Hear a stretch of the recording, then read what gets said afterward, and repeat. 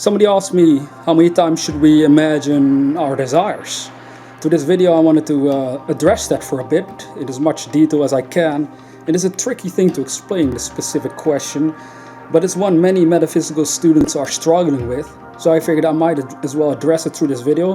Hopefully it gives you some ideas to think about, and that way you can apply it in your own life. And they're always connected to older videos as well, so even if you're a new viewer and it doesn't make a lot of sense, be sure to watch older videos to have a better understanding of what I'm actually talking about in this video in particular. So let's get into the question right now.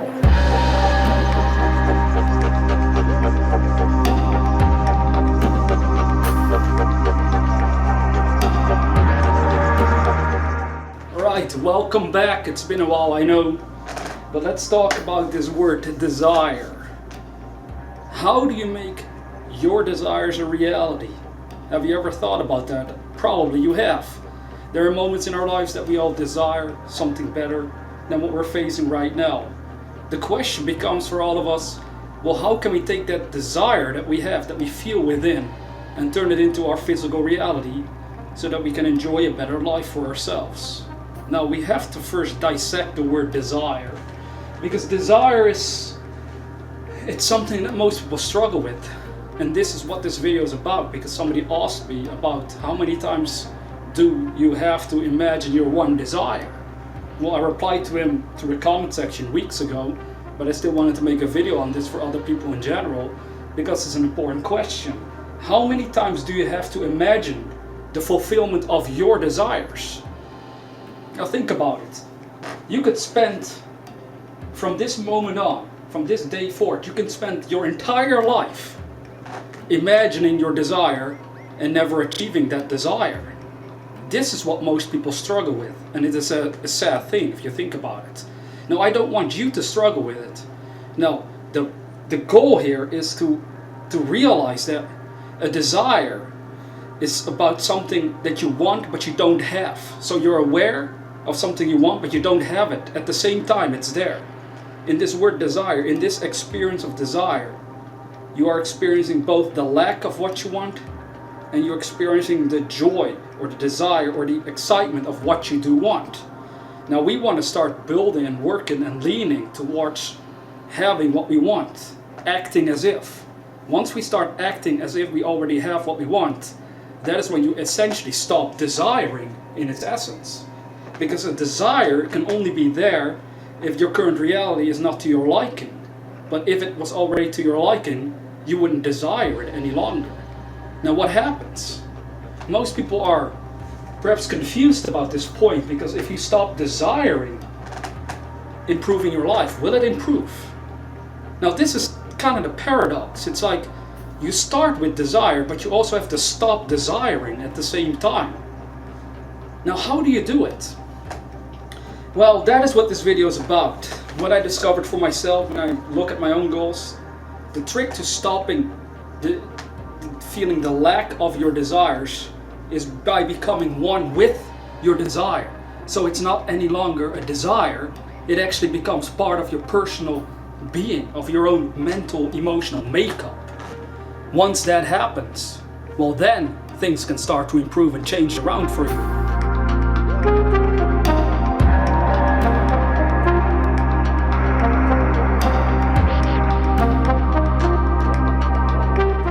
Now, it's a subtle thing. It's a subtle freaking thing to talk about, because even if I'm trying to think of it now for myself, for everybody the experience is different, but they're very similar at the same time.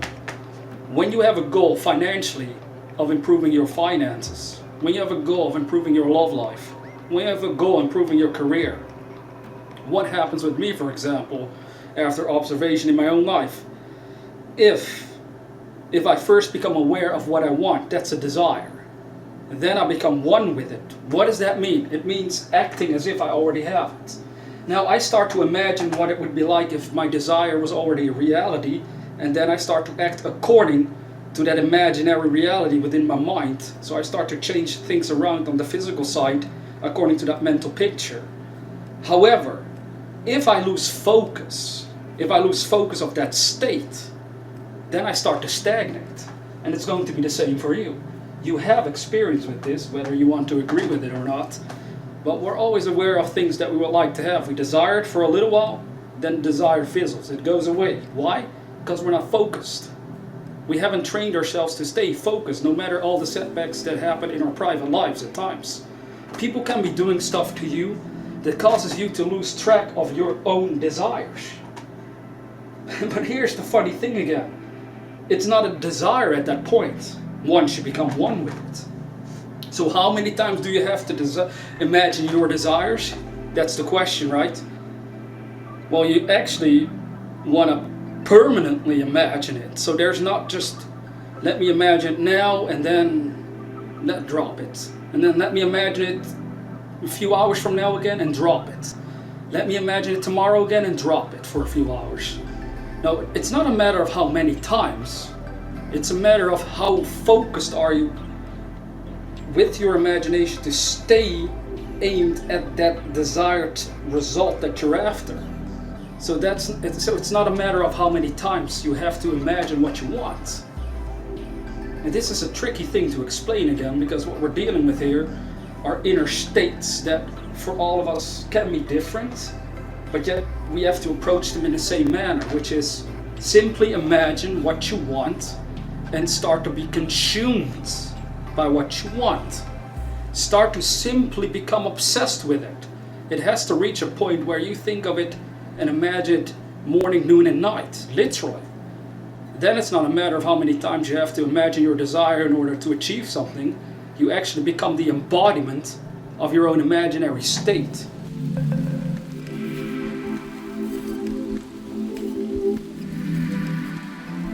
The imaginary state, it's so subtle, yet it's the only power you actually have to exercise in order to improve your life. But so many people get kind of caught up in this question, how many times should I imagine my desire? Because I don't see anything happen, Renil. I don't see life improve, Renil. It's not happening for me. I am imagining it. I can see it in my mind, but nothing is happening. Stuff is happening, even though you're not aware of it. What is really happening for all of us, for me, you, everybody you see, is that we are still so used to letting our senses control our inner states, our emotional states. But we want to let the imagination control the inner states of who we are and where we want to go. And then as the imagination takes control of your inner being, of your inner beingness, your emotions, well then you actually reach a point that you're unable to pay attention to whether something is working out or not. You see, you might have to think about this for a bit, but the reason why you're in the habit or wondering or even saying it's not working out for me is because you're still looking to your current reality. But you want to stop doing that, even though it sounds crazy at first. But that's the trick. You want to stop focusing on where you are and simply start focusing on what you want. And what you want is a desire, right? But the desire, again, has to become part of you, so it's no longer a desire. You actually become the embodiment of your own vision, as I said before. So really think about it. Are you doing this? Am I doing this? Well, I can honestly tell you, I am doing it regularly, but sometimes I still catch myself not doing it. And funny enough, when I catch myself not doing it, it's because I'm too focused on all the nonsense in this world again, and I'm not really focusing on what I want to do, and I'm not doing the things that I should be doing in order to get what I want, so to speak. And there's the conflict right there. I know everybody has this conflict, but not everybody's aware of the conflict when it occurs. And therefore they can't consciously change it or recognize the pattern. But if you analyze your own life, you have had goals, desires, things that you want for yourself in your life. But yet at the same time you're aware that they're not going the way you want. Why? Because you're looking at the current reality of things. But you can still hold that vision of where you want to go. You simply learn and train yourself to hold the vision regardless of current reality. The stronger you become at this, the better you become at this, well, the faster you're going to achieve what you want. But not only that, the easier it becomes, because you're not dealing with any of these conflicts and worries and doubts and fears or whatever comes up in your mind when you're not focused in the right way.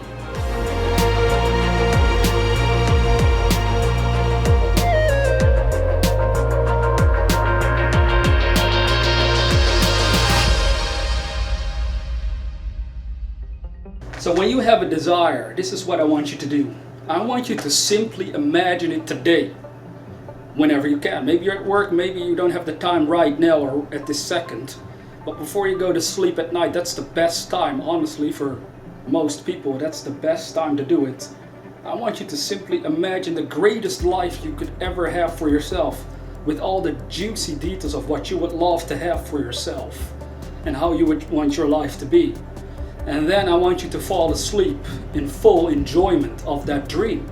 You feel it within. You become one with the dream as you fall asleep. And then the next day you wake up, and what happens?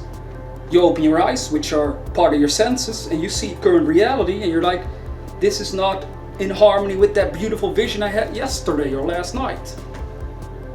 Now this is where the trick comes in. This is where you have to exercise your mind consciously and deliberately.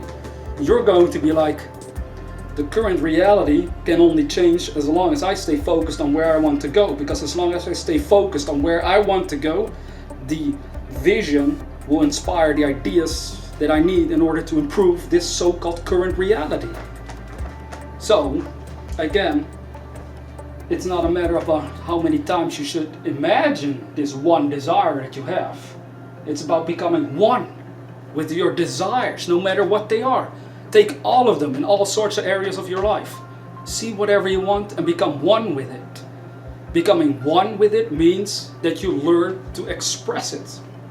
That you're willing to act as if you already have it. So you simply ask yourself what sort of person you would be if your desire was now a reality. And as you figure that out, start acting according to that imaginary state.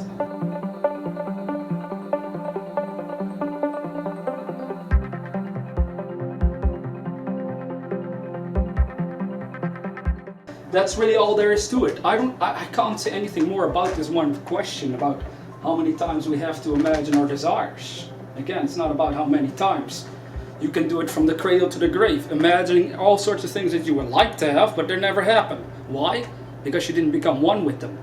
Now, if you can keep this in mind, you always start out with the desire. But the desire is like something that is floating out there, but you can feel it within, right? That's also an interesting part. A real desire, you feel it within yourself. You feel it burning within, like you can feel like, I want this, but it's coupled with an imaginary state. You want to connect the two, bring them together, they become one, and when they're one, that is when the ideas start to come to you in order to make it happen. So no matter what your desire is, that is how you'll make it happen. Literally, that's the process. I talked about this in previous videos already, but it's just another reminder for you and everybody else that was always wondering about this question, if they're struggling with how many times should I imagine it. I mean, do I have to imagine it like multiple times a day? Well, for most people, that's how they start out. But the goal is to become so consumed by your imaginary states about what you desire that it no longer needs to be time set apart for you to imagine, because you're constantly already imagining it to begin with. You're like living literally from an imaginary state every second of your day. Once that happens, you know something? Once that happens, well, that's when you have the power to make anything happen that you want. I'm not joking. It's actually true. But that is the hardest part, isn't it? For all of us. But if we can keep this in mind for ourselves, that is the goal. That is what we want to achieve. That state of focus. Well, then we're off to the races. So there you go. The only thing you realistically have to do is reach a state where it's not so much about how many times you imagine your desire. You want to reach a state where you are permanently living from your imaginary states of your desired state. So it starts to express itself with and through you. You start to act differently. You become a different person, quite literally. You start to create different results for yourself and everybody else. That is the trick. You don't want to stay stuck in that idea that you have to just imagine it a couple times a day and then just like do whatever you did in the past. No, this is something Neville also talked about. You have to imagine it until it becomes natural, until the idea of what you want your life to be becomes natural to you, where you don't feel doubts or feel like it's silly. You actually feel confident, like, yes, this is who I am, this is who I want to become, this is who I'll be, this is who I am again. Again, think about these ideas in this video. And with that being said, never forget, dear viewer, that we are the dreamers.